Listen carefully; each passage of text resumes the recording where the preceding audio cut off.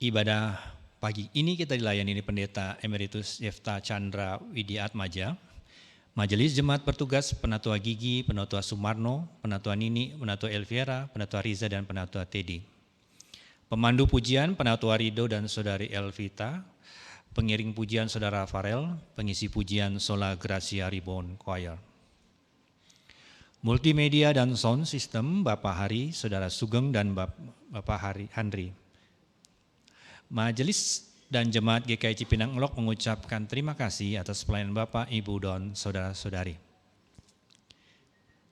Marilah sebelum kita memulai ibadah, kita siapkan hati dan pikiran kita dengan bersaat teduh sejenak.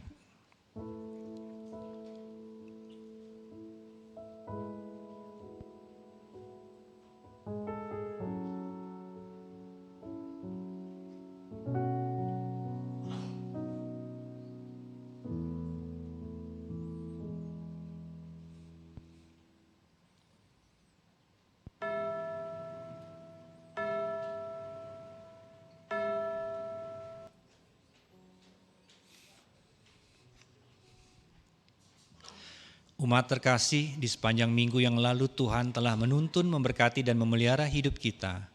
Hari ini Dia mengundang kita datang ke rumah-Nya. Kita hadir bukan sekedar melakukan rutinitas di hari Minggu, namun lebih dari itu. Kita datang untuk dibentuk agar hidup kita menjadi alat kesaksiannya yang nyata bagi dunia. Karena Tuhan berkata, kamu adalah garam dunia, kamu adalah terang dunia. Mari dengan bangkit berdiri kita satukan hati dan kita agungkan Tuhan sumber hidup kita dengan menyanyikan pujian dari NKB 7, nyanyikanlah nyanyian baru.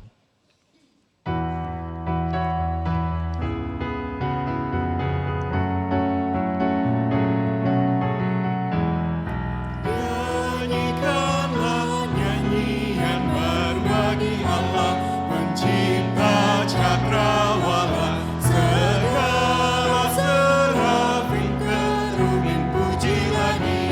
Besarkanlah namanya, bersorak-sorai bagi rajamu, bersorak-sorai bagi rajamu.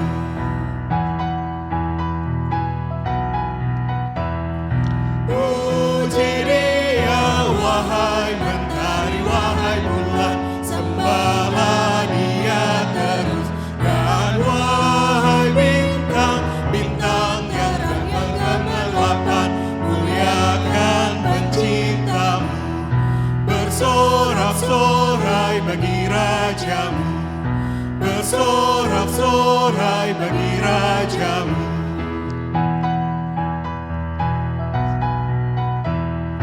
Wahai langit yang mengatasi segala langit, masyurkanlah Tuhanmu. Hai air atas langit, turut memuji Tuhan, muliakan penciptamu, bersorak-sorai bagi rajamu, bersorak-sorai bagi rajamu. Saudara-saudara, marilah kita awali kebaktian ini dengan pengakuan pertolongan kita adalah dalam nama Tuhan yang menjadikan langit dan bumi.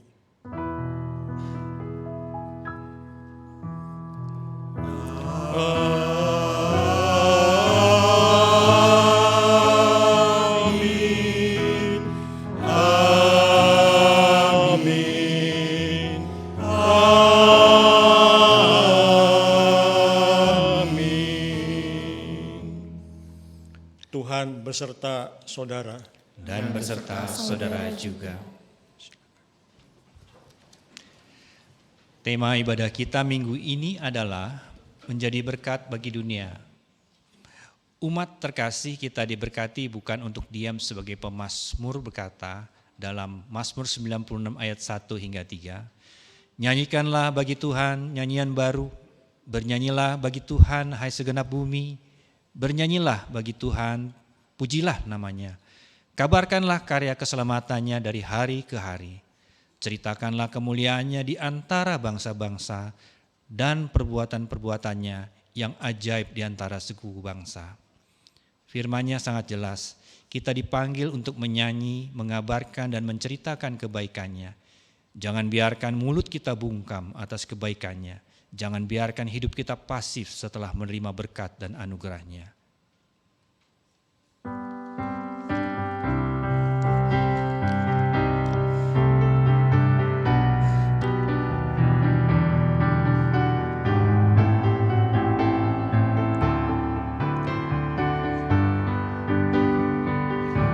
Sekalipun diriku dapat berkata-kata dengan semua bahasa, bahasa manusia dan bahasa malaikat ataupun yang lainnya.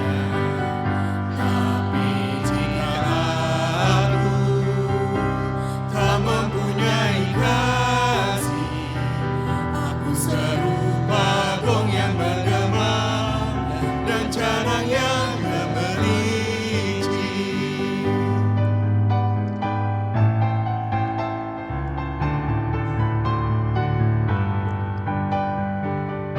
Sekalipun diriku memiliki karunia bernubuat, sekalipun diriku punya iman sempurna untuk pindahkan gunung, tapi jika aku tak mempunyai kasih, tiada berguna lagi diriku, tiada berguna diriku.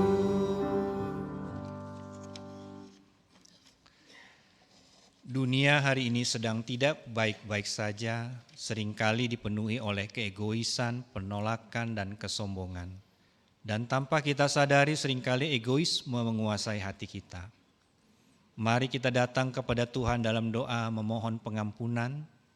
Jikalau kita pun sering menutup pintu hati daripada mengulurkan tangan, bahkan kita memilih diam dalam kenyamanan daripada menjadi berkat dan kesaksian.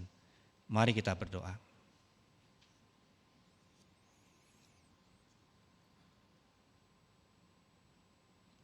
Ya Allah, Bapa kami yang Maha Kasih, yang bertata di dalam kerajaan surga. Engkau yang melihat kami melalui Kristus Tuhan kami. Engkau yang memberikan kehidupan melalui Roh Kudus. Bapa, kami menyadari dalam hal kami berjalan dalam kehidupan kami di dunia ini. Sering kami egois dan mendahulukan kepentingan kami daripada kehendak-Mu. Sehingga kami mengabaikan saudara-saudara kami yang membutuhkan pertolongan. Atau kami menghujamkan kata-kata kasar terhadap sesama kami. Bahkan kami berpikir negatif dan merancang hal-hal yang tidak baik di hadapan-Mu dan di hadapan manusia. Ya Tuhan, di hadapan-Mu terbuka semuanya. Kami mengakuinya. Kami memohon di dalam nama anak-Mu Yesus Kristus Tuhan kami. Ampuni segala dosa dan kesalahan kami. Sucikan dan kuduskan kami. Inilah doa, pernyataan dan penyerahan hidup kami dan pengakuan dosa kami yang kami naikkan di dalam nama Putra-Mu Yesus Kristus Tuhan kami, Tuhan kami dan Juru Selamat kami. Amin.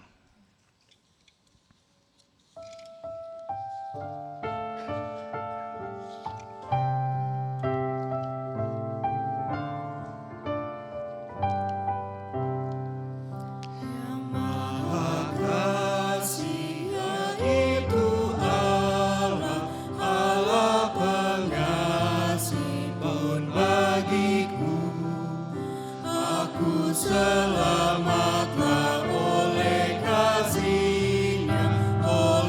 kasih-Nya kepadaku.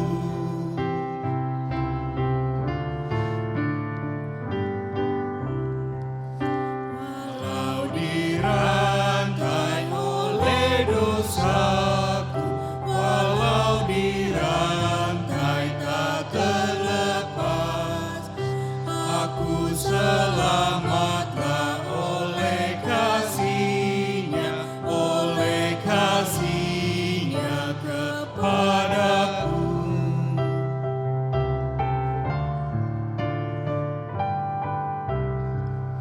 Yesuslah kurban tebusan dosa, Yesuslah kurban pun bagiku.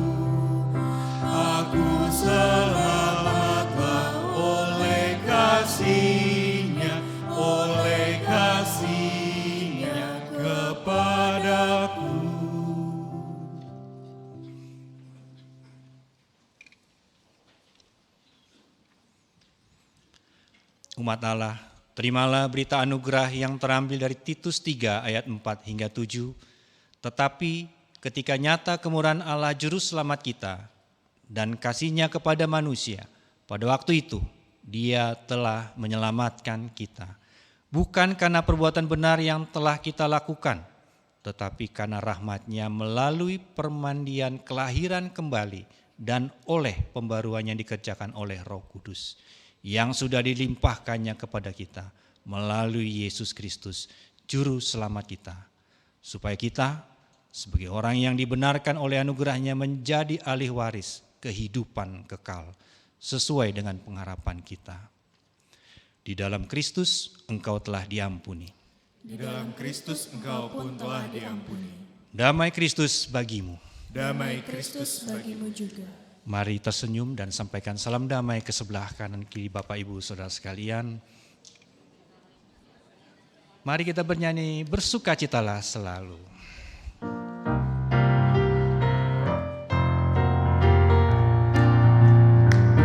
Bersukacitalah selalu, tunjukkan wajah gembiramu.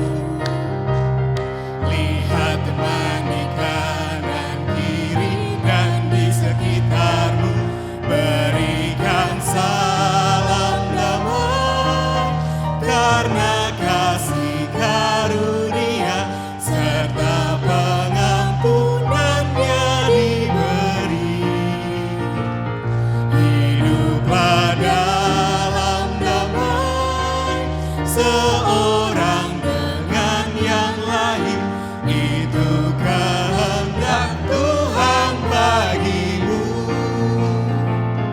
Hiduplah dalam damai, seorang dengan yang lain, itu kehendak Tuhan bagimu.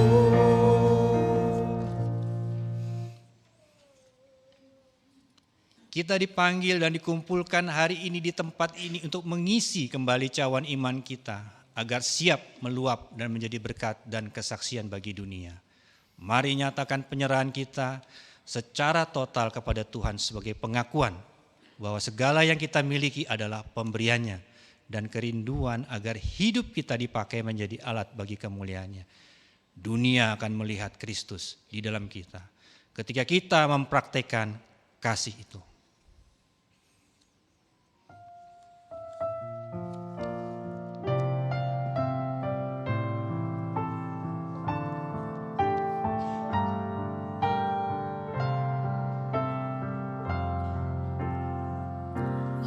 Allah kasih-Mu besar, lebih besar dari segala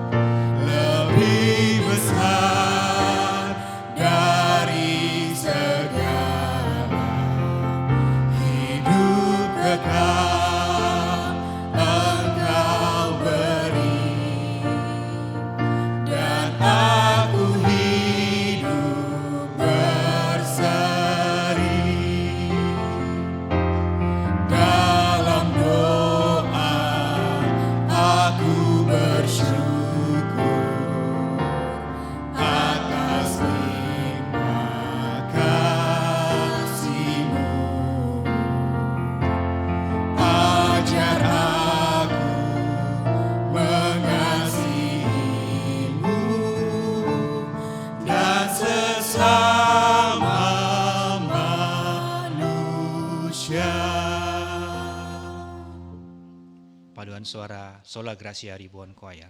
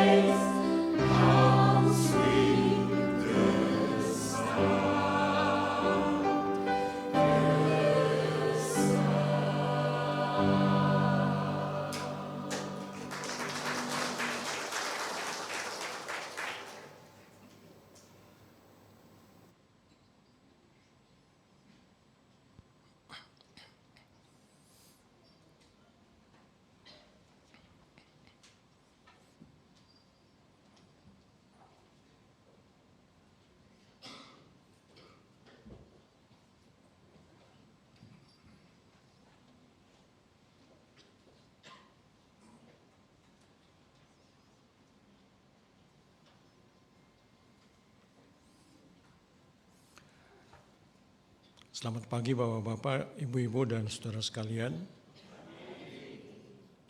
Saya sudah lebih dari 20 tahun tidak pernah ke sini dan baru hari ini kembali lagi ke GKI Cipinang Elok. Sebelum kita membaca Alkitab dan mendengarkan pemberitaan firman Tuhan, terlebih dahulu mari kita berdoa.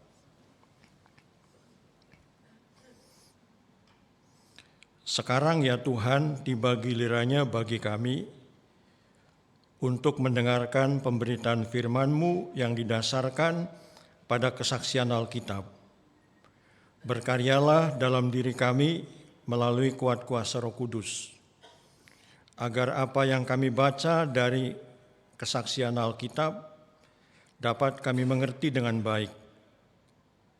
Dan apa yang hendak kami dengar melalui pemberitaan firman-Mu, ia akan dapat kami pahami dengan benar, ia akan dapat kami hayati dengan sungguh, sehingga firman-Mu akan menjadi bagian dalam hidup kami, dan bahkan menjadi firman Allah yang hidup, yang akan menuntun perjalanan hidup kami sekalian pada waktu-waktu yang akan datang.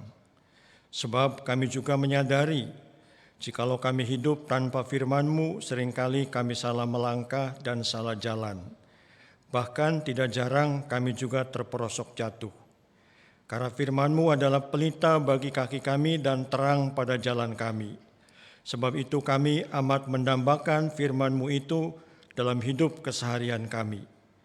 Pakailah hamba-Mu yang penuh dengan kelemahan dan keterbatasan sebagai alat dalam tangan-Mu, agar supaya ia pun dapat Engkau mampukan untuk memberitakan kebenaran-Mu dan untuk menyatakan kehendak-Mu, sehingga kami semua, baik yang memberitakan maupun yang mendengarkan, akan dapat semakin dibangunkan di dalam ketaatan kepada Kristus. Dalam Kristus Yesus kami berdoa. Amin. Pembacaan Alkitab dilakukan dengan berdiri, yaitu dari surat 3 Yohanes 1 ayat 5 sampai dengan ayat yang ke-12. Dan saya akan membacakannya untuk kita semua yang demikian firman-Nya. Saudara yang terkasih, engkau berlaku setia dalam segala sesuatu yang kau lakukan untuk saudara-saudara, sekalipun mereka orang-orang asing. Mereka telah bersaksi di hadapan jemaat tentang kasih-Mu. Sudilah kiranya Engkau menolong mereka dalam perjalanan mereka dengan cara yang berkenan kepada Allah. Sebab karena namanya mereka telah berangkat tanpa menerima apapun dari orang-orang yang tidak mengenal Allah. Kita wajib menerima orang-orang yang demikian, supaya kita boleh menjadi rekan-rekan sekerja untuk kebenaran. Aku telah menulis sedikit kepada jemaat, tetapi Diotrefes yang ingin menjadi orang terkemuka di antara mereka tidak mau mengakui kami. Karena itu apabila aku datang, aku akan meminta perhatian atas segala perbuatan yang telah dilakukannya, sebab ia berbicara tanpa makna dengan melontarkan kata-kata yang kasar terhadap kami. Belum merasa puas dengan itu, ia sendiri bukan saja tidak mau menerima saudara-saudara yang datang, tetapi juga mencegah orang-orang yang mau menerima mereka dan mengucilkan orang-orang itu dari jemaat. Saudara yang terkasih, janganlah meniru yang jahat, melainkan yang baik. Siapa yang berbuat baik, ia berasal dari Allah, tetapi siapa yang berbuat jahat, ia tidak pernah melihat Allah. Tentang Demetrius, semua orang memberi kesaksian yang baik, malah kebenaran sendiri memberi kesaksian yang demikian. Kami juga memberi kesaksian yang baik tentang dia, dan engkau tahu bahwa kesaksian kami benar. Sampai di sini pembacaan Alkitab. Yang berbahagia adalah kita semua yang mendengarkan firman Allah dan yang memeliharanya. Haleluya.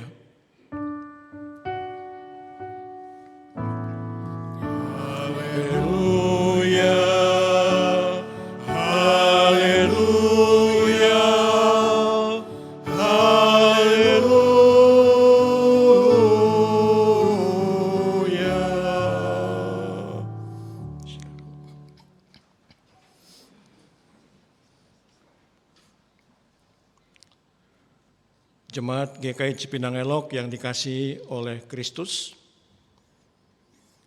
kalau kita berbicara tentang persembahan, biasanya selalu berkaitan dengan apa yang kita lakukan di dalam kebaktian ini.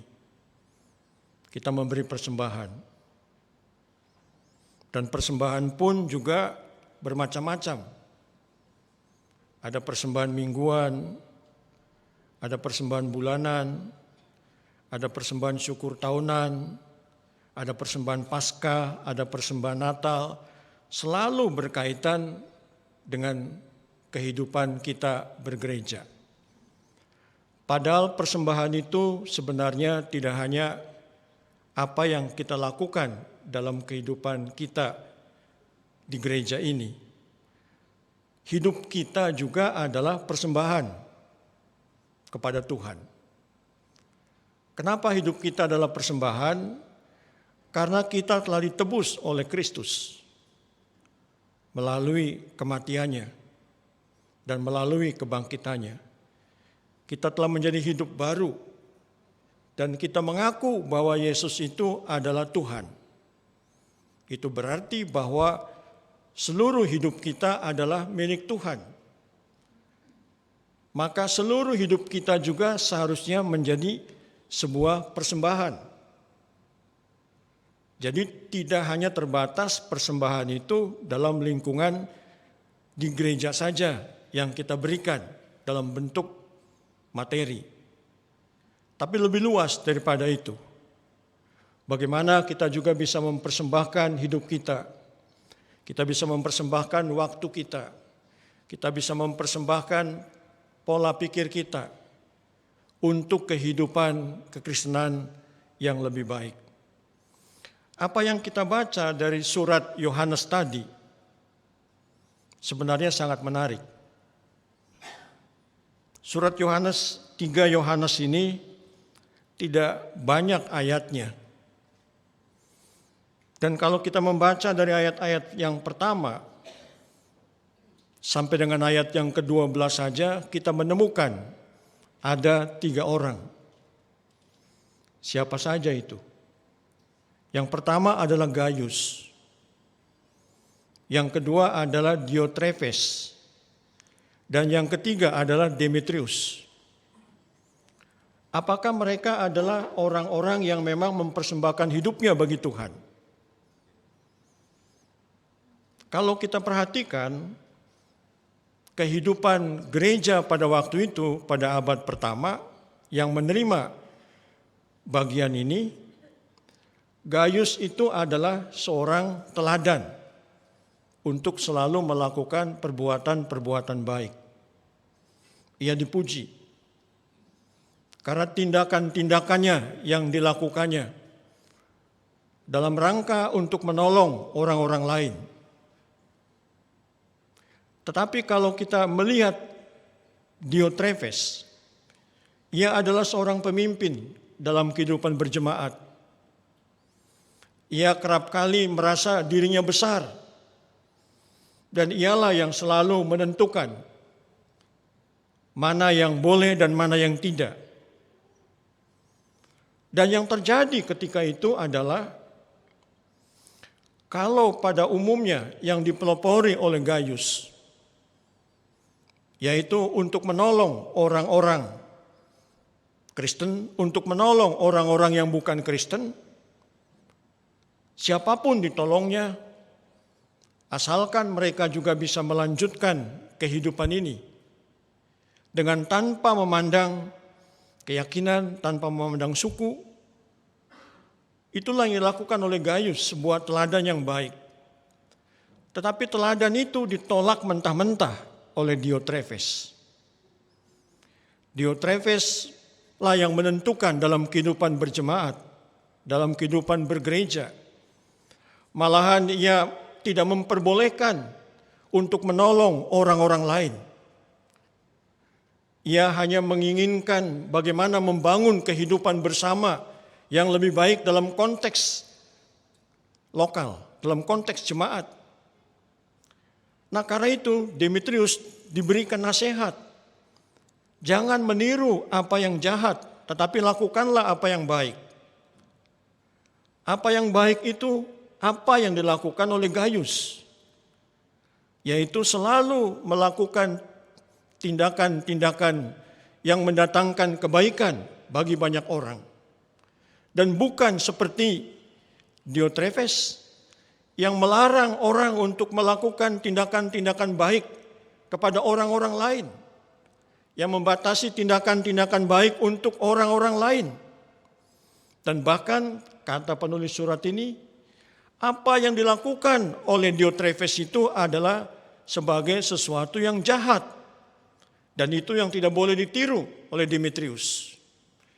Demetrius harus mengambil sikap, dan memang Demetrius telah melakukannya dengan baik, yaitu ia selalu menunjukkan kesaksian hidupnya, yaitu dengan menolong orang-orang yang memang perlu ditolong, menolong siapapun dalam kehidupan ini.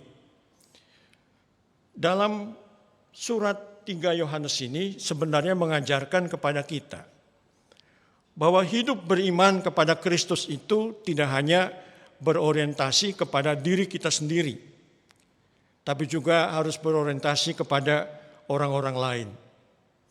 Hidup beriman itu tidak hanya sekedar kita mengatakan kita harus beribadah kepada Tuhan, tapi bagaimana mewujudkan ibadah itu dalam kehidupan sehari-hari kita, yaitu dengan cara bagaimana kita melakukan kebaikan-kebaikan kepada orang-orang lain. Kita juga menjunjung kebenaran agar supaya hidup kita menjadi sebuah kesaksian dalam kehidupan ini. Saudara-saudara yang dikasihi oleh Tuhan Yesus Kristus,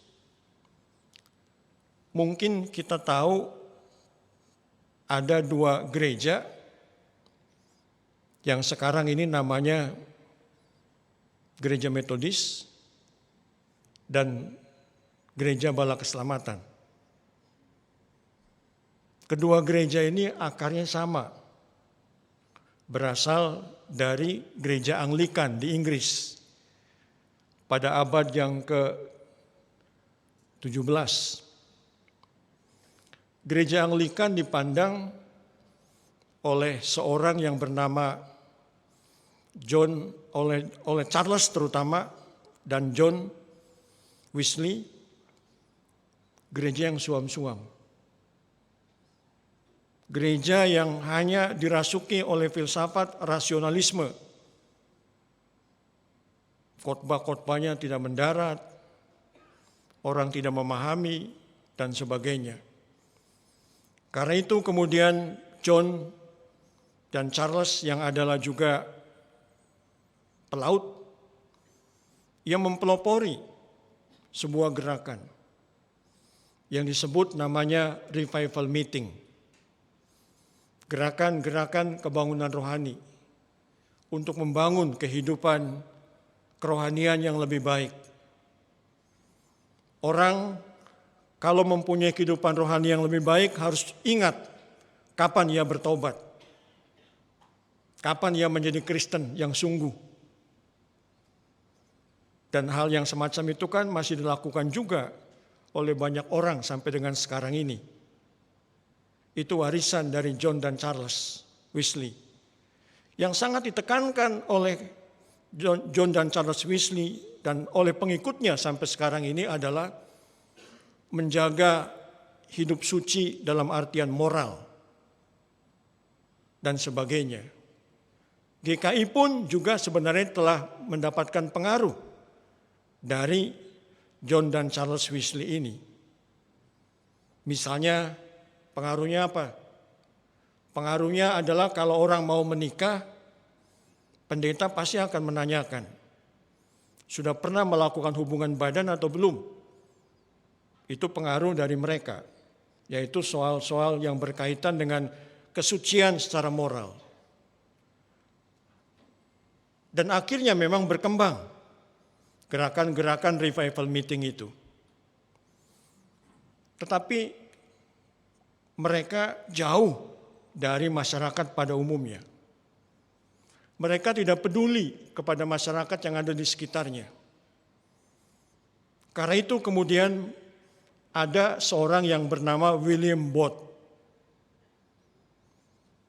Ia melihat ada banyak anak-anak yang terlantar di jalan-jalan. Ada banyak orang tua yang tidak dipedulikan oleh anak-anaknya. Lalu ia membuat panti asuhan untuk anak-anak terlantar.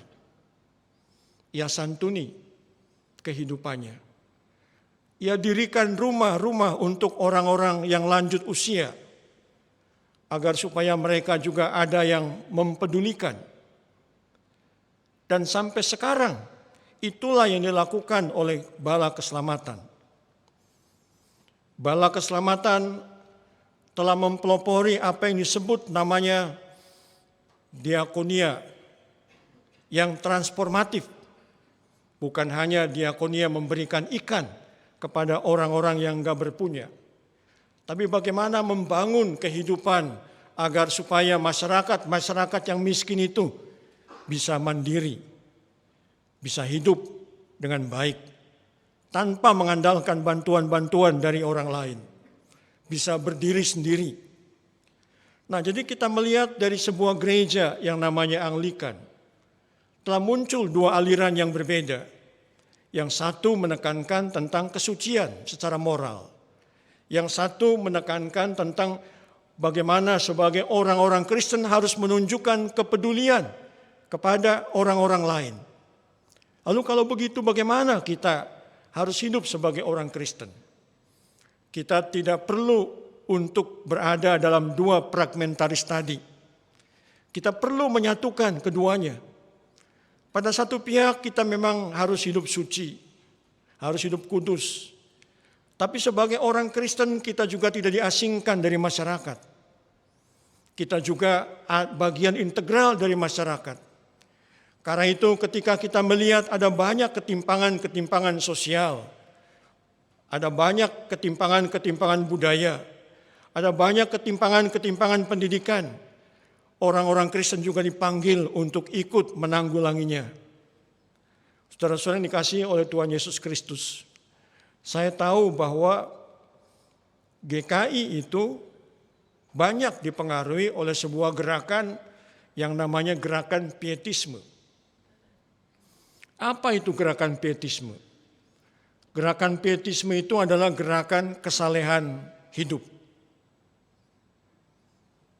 yang berkembang oleh karena pada waktu itu ada seorang pengusaha besar yang namanya Graf von Zinzendorf melakukan sebuah perjalanan dan berhenti di sebuah tempat. Di tempat itu ada sebuah tanda salib yang kalau diterjemahkan, terjemahannya adalah begini: inilah yang telah aku berikan kepadamu, apa yang akan engkau berikan kepadaku. Kalimat itu sangat menggugah hatinya. Karena itu begitu ia pulang ke Jerman, ia mempersembahkan seluruh hartanya untuk kelompok pietisme ini. Dan kelompok pietisme itu kemudian mereka menyebarkan Injil ke seluruh dunia, termasuk juga ke Indonesia ini, melalui badan-badan sending. Sehingga hampir semua gereja-gereja di Indonesia mendapatkan pengaruh dari pietisme ini. Sebab itu saya ingat dulu, GKI tahun 80-an, tahun 70-an, untuk melakukan kegiatan oikumene masyarakat kalau dulu namanya, sangat sulit, sangat terbatas. Dan bahkan juga tidak tahu apa yang harus dilakukan dengan kegiatan Oikmas itu dalam program menyeluruh GKI. Tapi sekarang kan kita tidak lagi berada di dalam pemahaman PMGKI. Sekarang ini kan sudah ada yang namanya kesaksian dan pelayanan, KESPEL. Tetapi apakah KESPEL kita juga lancar-lancar saja? KESPEL itu harus dipahami adalah sebagai bentuk kesaksian dan pelayanan kita sebagai orang-orang yang telah ditebus oleh Kristus. Sebagai orang-orang yang telah diselamatkan. maka seharusnya kehidupan kita juga dapat bermanfaat bagi orang lain, dapat berguna bagi sesama kita. Kita tidak hanya memikirkan tentang diri kita sendiri saja, tapi juga kita perlu memikirkan orang lain. Dalam kehidupan kita berjemaat sampai kapanpun juga selalu akan terus kurang. Tapi kalau kita tidak mau bertindak keluar, ya kita akan berorientasi terus-menerus berada dalam internal terus. Tidak akan pernah mampu untuk melihat keluar. Padahal sebenarnya kita juga tahu bahwa ada banyak hal yang bisa kita lakukan. Sebagai orang-orang Kristen yang ditempatkan di Indonesia ini. Sebagai orang-orang Kristen yang ditempatkan di wilayah kita masing-masing. Apakah di sekitar kita tidak ada kemiskinan? Apakah di sekitar kita tidak ada ketimpangan-ketimpangan sosial yang lainnya? Pasti ada. Saya mengenal saudara-saudara seorang yang awalnya adalah pengusaha farmasi. Tapi sekarang sudah melebarkan sayapnya dan sudah lama sejak tahun 90-an dalam bidang perhotelan. Salah satu hotelnya kalau kita pergi ke Cisarua, ada hotel besar di sana yang namanya Seruni. Nah, Bapak itu dulu anggota GKI. Dulu rumahnya itu Jalan Sumbing. Pasti Pak Robert tahu tuh, Jalan Sumbing. Kemudian akhirnya dia pindah ke Jalan Sultan Agung. Sekarang di Jalan Sultan Agung rumahnya, di Jakarta Selatan. Dulu anggota GKI yang ada di Jakarta Pusat, saya tidak perlu sebutlah namanya. Tapi kemudian waktu itu karena dia dari Konghucu, dia merasa bahwa hidup dalam Kristus sangat bahagia, enak. Dia berkomitmen sendiri, walaupun di GKI tidak ada keharusan untuk memberikan persembahan persepuluhan. Dia berkomitmen sendiri. 10% dari penghasilan bersihnya akan dipersembahkan untuk keberadaan orang-orang Kristen di Indonesia ini. Untuk keberadaan sekolah-sekolah calon pendeta. Agar supaya orang-orang Kristen juga dapat mengalami hidup yang bisa dipandang oleh orang lain. 10%. Kecil kan? Karena usahanya masih farmasi. Tapi 5 tahun lalu, ketika ketemu dengan saya, ia memberikan kepada saya obat-obat supaya saya jangan sampai kena COVID. Yang sempat mendatangkan keributan-keributan di Indonesia itu. Obatnya itu. Katanya dia bilang ke saya, makanya 1 bulan sekali saja. Ya memang saya makan obat itu. 1 bulan sekali. Anak saya yang dokter pun juga makan. Nah, istri saya juga makan dan enggak kena COVID memang. Tapi kan sempat rame waktu itu. Nah, waktu ketemu dengan saya, Bapak itu mengatakan, Pak Jepta mau enggak bantu saya? Yaitu untuk menyalurkan bantuan-bantuan ke orang-orang Kristen, tapi bukan yang ada di Jakarta, tapi yang ada di pelosok-pelosok terpencil. Ia mengatakan keuntungan saya 140 miliar tahun ini kotor. Saya ingin memberikan 70% dari keuntungan saya untuk orang-orang Kristen. Uangnya di saya masih ada sisa. Menjelang akhir tahun ini. Bisa enggak tolong disalurkan? Wah, saya juga bingung menyalurkannya kemana. Lalu saya ingat ada teman-teman dari gereja Batakaro Protestan di Kabanjahe.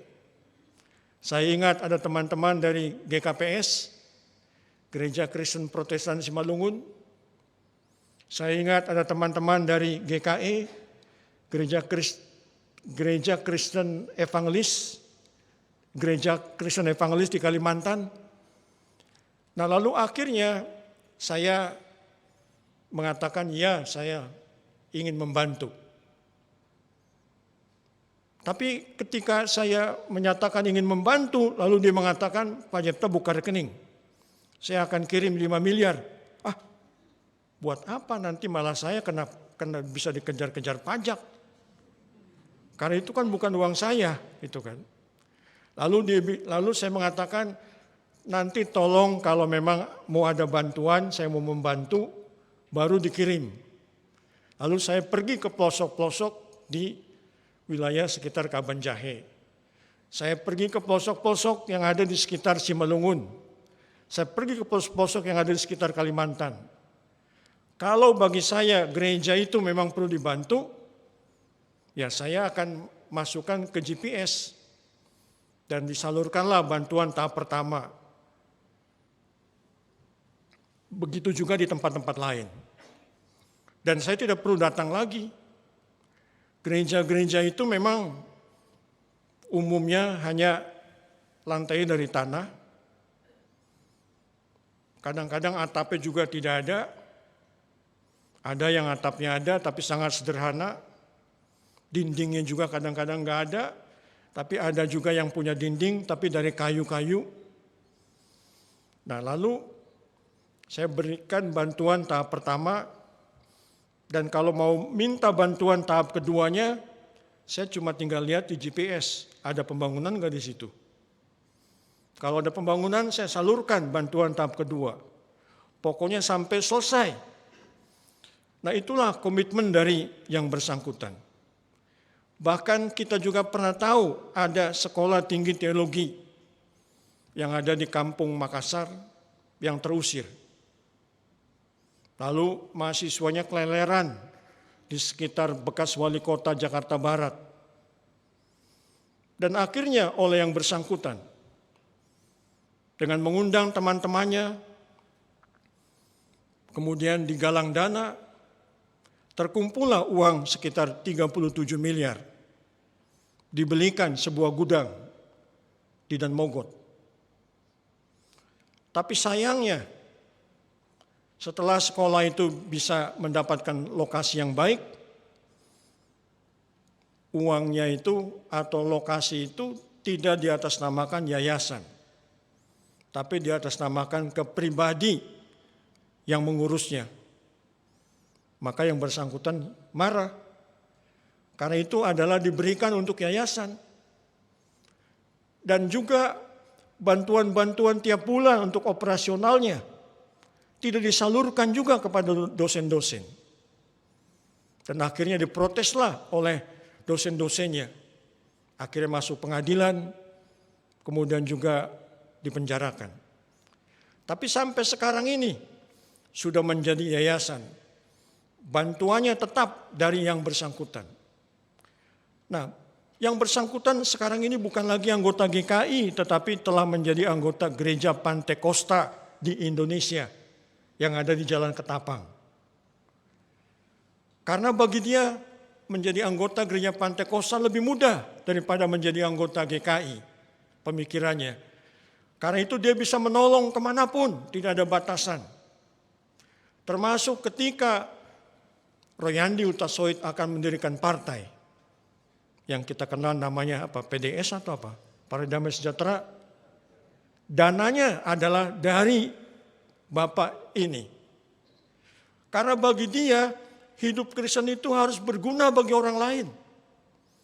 Dan demi kejayaan Kristen di Indonesia ini, jangan sampai orang-orang Kristen itu kemudian menjadi lemah. Dan seperti yang terjadi di wilayah-wilayah Kabanjahe dan wilayah-wilayah Simalungun, mereka diberikan pinjaman oleh kelompok tertentu, Dan kalau tidak bisa bayar, maka mereka harus ganti KTP. Kalau ganti KTP maksudnya adalah harus ganti itu keyakinannya. Yang tadinya Kristen harus ganti keyakinannya.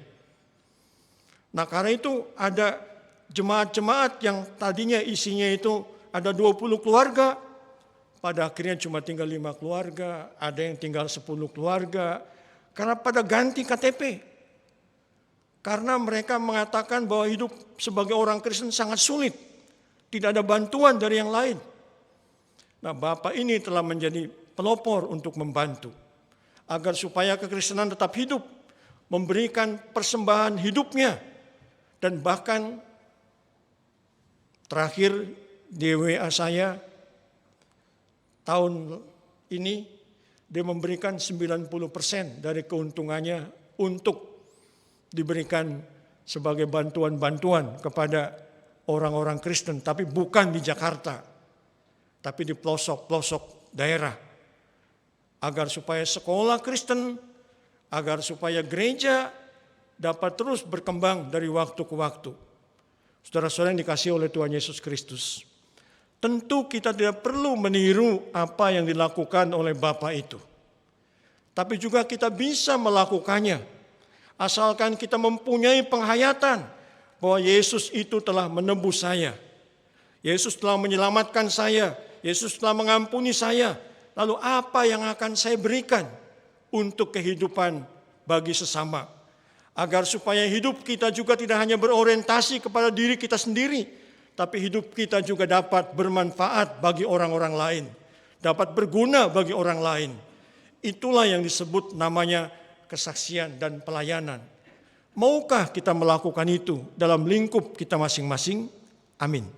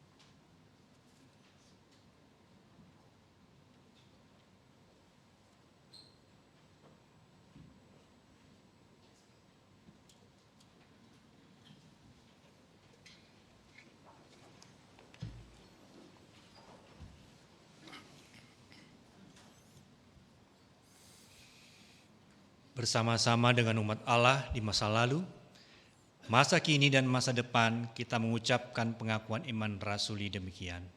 Aku percaya kepada Allah, Bapa yang Maha Kuasa, Khalik langit dan bumi, dan kepada Yesus Kristus anaknya yang tunggal Tuhan kita, yang dikandung dari Roh Kudus, lahir dari anak darah Maria, yang menderita sengsara di bawah pemerintahan Pontius Pilatus, disalibkan, mati dan dikuburkan, turun dalam kerajaan maut. Pada hari yang ketiga, bangkit pula dari antara orang mati, naik ke surga, duduk di sebelah kanan Allah, Bapa yang Maha Kuasa, dan dari sana ia akan datang untuk menghakimi orang yang hidup dan yang mati. Aku percaya pada Roh Kudus, gereja yang kudus dan am, persekutuan orang kudus, pengampunan dosa, kebangkitan orang mati, dan hidupnya kekal. Amin. Silakan duduk. Saudara-saudara, mari kita menaikkan doa syafaat. Kita berdoa. Dengarlah sekarang ya Tuhan syafaat kami. Kami ingin berdoa untuk bangsa dan negara yang kami cintai, Indonesia ini. Kami mohon kepadamu, jauhkanlah dari bangsa dan negara kami kekacauan, perpecahan dan malapetaka.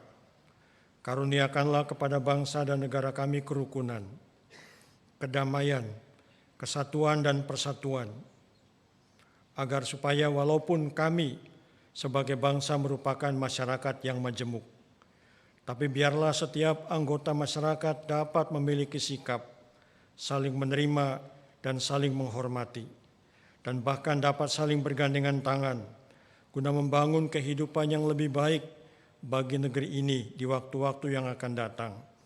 Secara khusus, kami ingin berdoa untuk para pemimpin negeri kami, baik mereka yang berada dalam lembaga eksekutif, mereka yang berada dalam lembaga legislatif, mereka yang berada dalam lembaga yudikatif. Berikanlah pertama-tama dan yang terutama kepada mereka adalah takut akan Tuhan, sehingga segala sesuatu yang mereka katakan dan yang mereka kerjakan bukanlah untuk kepentingan kelompok atau golongan tertentu, tapi untuk kepentingan segenap rakyat Indonesia, sehingga rakyat Indonesia akan dapat mengalami kehidupan yang lebih baik, kehidupan yang lebih sejahtera, kehidupan yang lebih makmur. Ya Tuhan, kami juga ingin berdoa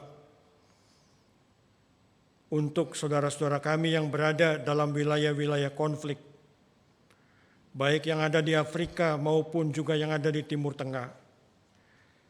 Mereka juga adalah umat-Mu sama seperti kami adalah umat-Mu. Karena itu biarlah Tuhan juga yang akan hadir di tengah-tengah kehidupan mereka, di tengah-tengah penderitaan karena konflik yang berkepanjangan. Berikanlah kepada mereka ketabahan, kekuatan iman, dan pengharapan. Dan biarlah Tuhan juga yang akan turut bekerja kepada para pemimpin negara-negara yang berkonflik itu, agar supaya mereka juga dapat memiliki kesadaran yang penuh bahwa perang bukanlah jalan keluar untuk terwujudnya kehidupan yang lebih damai. Malahan justru kehidupan yang saling tolong-menolong, kehidupan yang saling membantu, itulah yang akan dapat memberikan kedamaian pada semua orang. Karena itu biarlah Tuhan juga bekerja pada perserikatan bangsa-bangsa, agar mereka pun juga dapat mengambil keputusan-keputusan untuk meredakan ketegangan-ketegangan yang sedang terjadi itu. Dan bahkan pada akhirnya juga akan dapat diselesaikan dengan cara yang damai. Ya Tuhan yang dalam surga, kami pun ingin berdoa untuk jemaat Tuhan di tempat ini. Engkau tahu akan segala pergumulan yang ada di dalamnya. Tapi kami percaya bahwa Tuhan tidak pernah meninggalkan gereja-Mu, melainkan tetap senantiasa hadir di dalamnya. Karena itu mampukanlah jemaat-Mu di sini untuk dapat terus melakukan panggilan dan tugasnya, agar dapat melakukannya dengan baik, sehingga akan dapat terwujudkan persekutuan yang lebih erat, kesaksian yang lebih berani, dan pelayanan yang lebih nyata. Secara khusus kami ingin berdoa untuk semua penatua dan semua pendeta yang terhimpun dalam majelis jemaat. Berikanlah kerjasama yang baik, agar mereka dapat saling bahu-membahu, mengemban tugas pelayanan yang Tuhan percayakan kepada mereka. Kami ingin berdoa untuk badan-badan pelayanan yang membantu majelis jemaat. Lengkapilah setiap personalianya, agar mereka dapat diberikan kecakapan untuk melakukan tugasnya pada bidangnya masing-masing. Ya Tuhan, kami ingin berdoa untuk keluarga Ibu Holiana yang tengah mengalami duka oleh karena ditinggal oleh salah satu anaknya, yaitu Frans Panduwinata. Berikanlah kepadanya kekuatan iman, ketabahan, kesabaran, dan penghiburan, sehingga ia juga tidak terus-menerus berada dalam duka, tapi juga ia memiliki pengharapan untuk menuju kehidupan yang lebih baik, yang lebih ceria di waktu-waktu yang akan datang. Kami ingin berdoa untuk acara bulan musik dan bulan keluarga. Kiranya Tuhanlah juga yang akan turut campur tangan di dalamnya, agar dapat terwujudkan dengan baik. Dan dalam kesempatan ini tidak lupa kami ingin berdoa untuk saudara-saudara kami yang tengah mengalami sakit. Kami ingin berdoa untuk Opung Tigan, untuk Oma Ola yang tengah dirawat di ICU, untuk Bapak Hutagalung, suami dari Ibu Damanik. Engkau tahu akan penyakit yang tengah mereka derita. Biarlah Tuhan juga yang akan mengulurkan tangan kasih-Mu, yang akan memberkati perawatan dan obat-obat yang digunakan, sehingga kesehatannya juga akan dapat semakin berangsur-angsur untuk dipulihkan. Tapi dalam semuanya itu biarlah kehendak Tuhan saja yang dinyatakan. Kami ingin berdoa untuk saudara-saudara kami yang sedang berada dalam pemulihan. Ibu Saryana, Ibu Pingkan, Ibu Risa, Ibu Seli, Ibu Yosefin Jayadi, Ibu Hidayani, Bapak Rudi Jayadi, Bapak Masaniat Sega, Bapak Tony Magani, Bapak Ronald Rakiman, Bapak Sangap, dan Saudari Maria Saleh. Kiranya Tuhanlah juga yang akan tetap memampukan mereka agar supaya dapat merawat dirinya dengan baik, sehingga pemulihannya juga akan dapat segera diwujudkan, sehingga dapat kembali untuk melakukan apa yang harus dilakukannya. Ya Tuhan, kami pun ingin menyerahkan saudara-saudara kami yang sudah lanjut usia ke dalam tangan kasih setia Tuhan, untuk Oma Tina, untuk Opa Oni Ingkiriwang, untuk Ibu Yulia Iskandar, untuk Ibu Nurmila Sebua, untuk Ibu Esterlin Wibowo, untuk Ibu Sufia, untuk Ibu Agus, untuk Ibu Neti, untuk Ibu Leonora Pakan, untuk Ibu Dian, untuk Bapak Yohanes Sanusi. Dan biarlah dalam usianya yang lanjut, Tuhanlah juga yang akan terus hadir dalam kehidupan mereka, agar supaya mereka tetap dapat merasakan kasih setia Tuhan, dapat terus merasakan anugerah Tuhan. Tuhanlah yang akan menuntun kehidupan mereka di waktu-waktu yang akan datang. Ya Tuhan, Engkau juga tahu akan pergumulan hidup dari setiap kami yang hadir dalam kebaktian ini. Karena itu kami ingin membawa doa-doa kami secara pribadi kepadamu. Dan inilah doa dari setiap kami.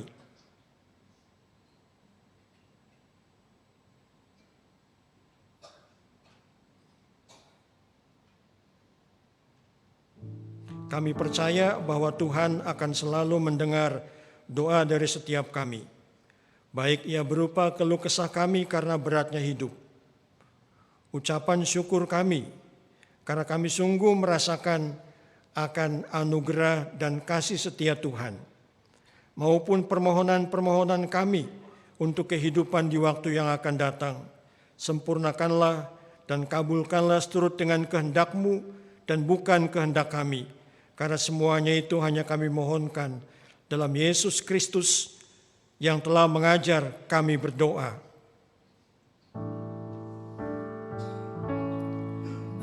Bapa kami yang ada di surga, dikuduskanlah nama-Mu, datanglah kerajaan-Mu, jadilah kehendak-Mu di bumi seperti di surga. Beri kami hari ini makanan yang secukupnya.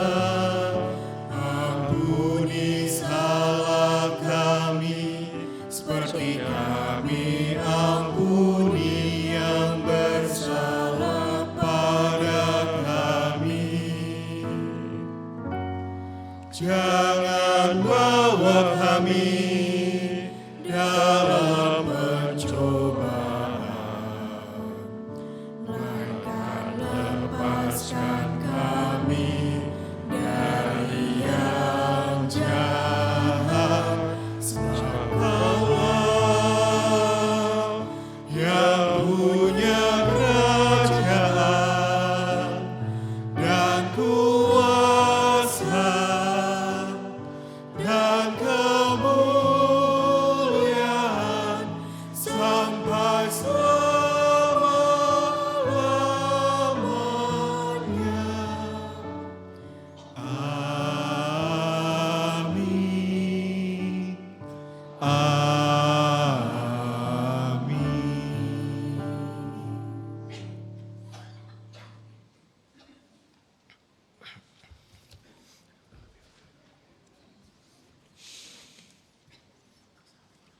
Jadikan juga hidupmu persembahan yang hidup dengan menjadi saksi Kristus bagi sesamamu. Sebagaimana nas persembahan yang terambil dari Ibrani 13 ayat 16. Janganlah kamu lalai untuk berbuat baik dan memberi bantuan, sebab kurban-kurban yang demikianlah yang berkenan kepada Allah. Dalam tiap ibadah bersama, persembahan akan kita edarkan lewat kantong persembahan dan bisa juga dengan kris. Bila Bapak Ibu memilih sarana transfer, maka persembahan dapat ditransfer ke rekening gereja. Pada tiap hari dan jam kerja tata usaha, persembahan dapat dimasukkan ke dalam kotak persembahan di kantor tata usaha. Mari kita bawa persembahan kita dengan menyanyikan lagu KK 452, Kepada Tuhan dan Allahku.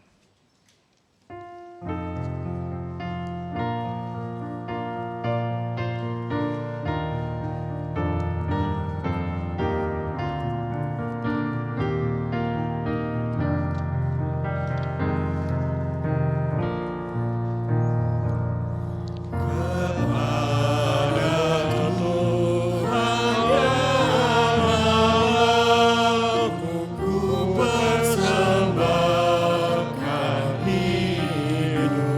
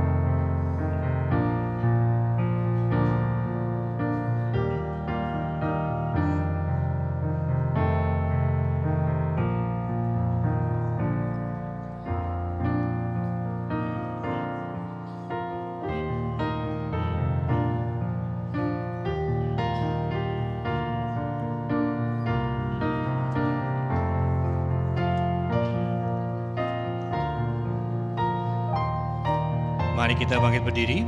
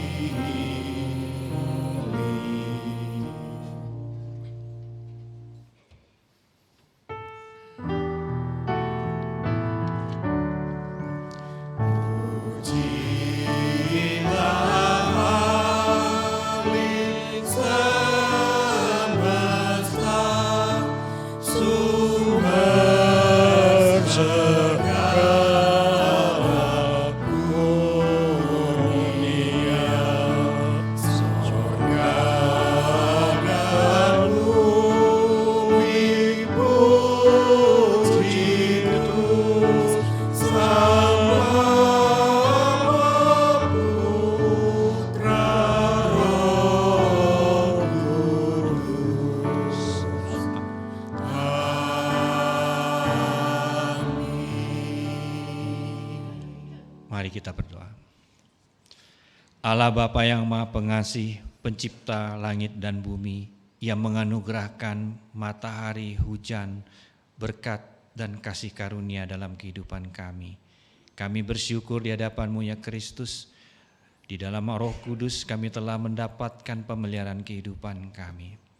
Kami membawa persembahan hidup kami kepadamu dalam bentuk benda-benda mati ini. Kiranya Tuhan Engkau menerimanya dan memberkatinya, mempergunakannya sesuai dengan rencana dan kehendak-Mu, baik untuk tempat di gereja kami beribadah saat ini, maupun keluar dimanapun kami berada. Dan biarlah kiranya kami menjadikan kehidupan kami, kehidupan yang penuh persembahan, yang kudus dan berkenan di hadirat-Mu. Terima kasih Bapa. Di dalam nama Putra-Mu Yesus Kristus Tuhan kami mengucap syukur. Amin.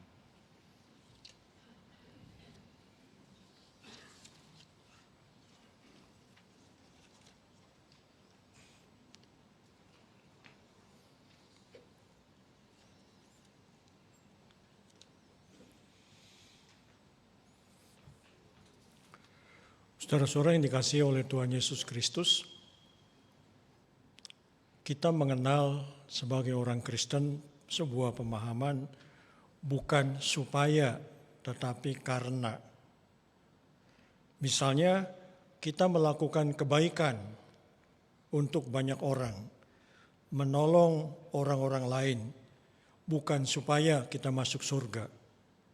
Tetapi karena kita sudah ditebus oleh Kristus, maka semuanya itu kita lakukan sebagai bentuk ucapan syukur kita. Dan lakukanlah itu dalam hidup kita setiap hari. Mari kita menaikkan pujian Kuutus Kau.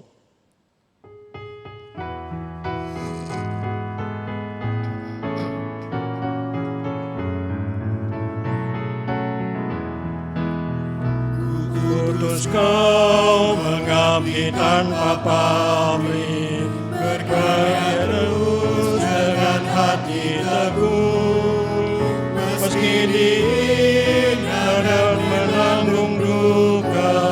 Kuutus Kau mengabdi bagiku.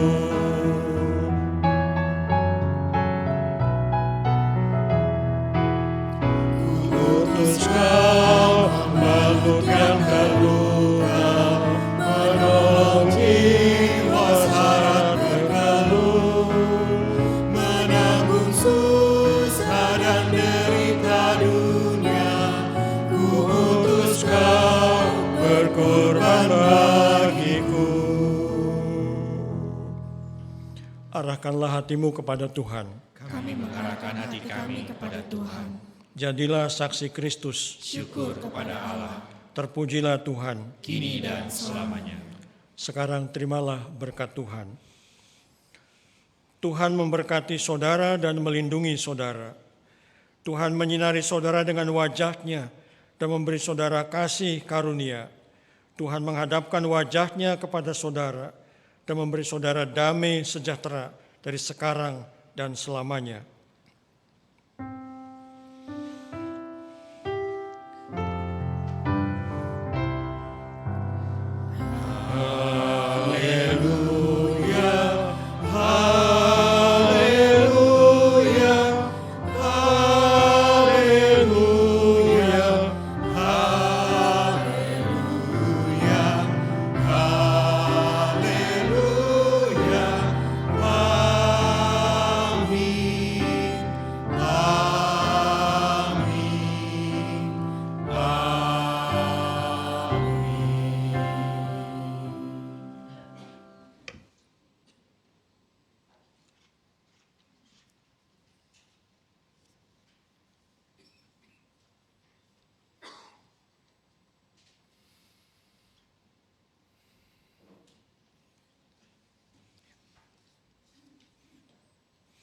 Marilah kita kembali menyanyikan KK 747, Ku Utus Kau.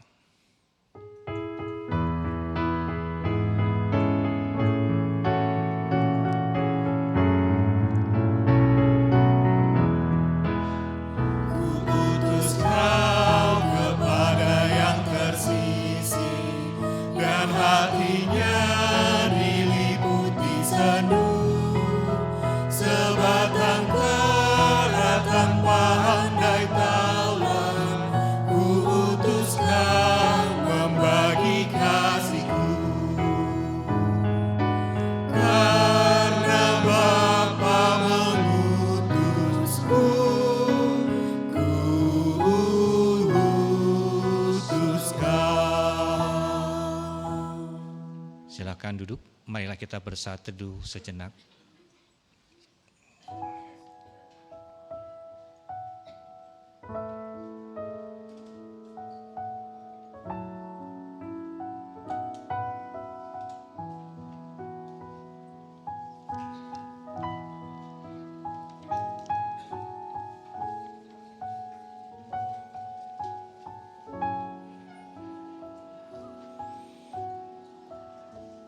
Selamat hari Minggu, Tuhan Yesus memberkati Bapak dan Ibu sekalian.